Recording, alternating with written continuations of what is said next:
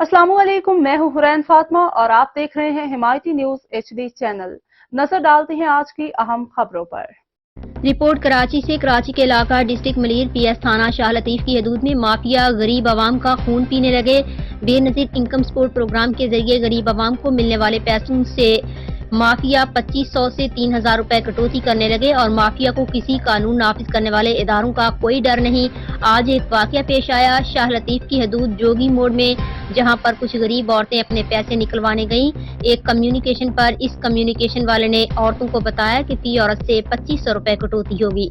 पैसे निकलवाने पर वहां पर जब औरतों ने कम्युनिकेशन वाले से पूछा कि ये कटौती हुकूमत पाकिस्तान की तरफ से तो नहीं है, आप फिर क्यों कटौती कर रहे हैं?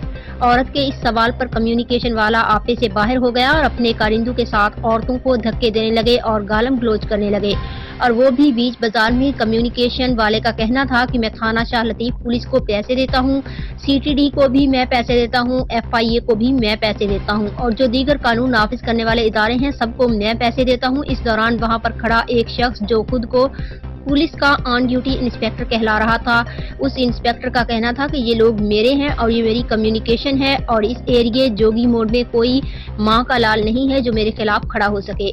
ये शख्स खुद को ऑन ड्यूटी इंस्पेक्टर कहलाने वाला खुद औरतों को गालम गलोच और धक्के देता रहा। औरतों के साथ आए मर्दों को भी अपने कारिंदों से मरवाने की धमकियां देता रहा।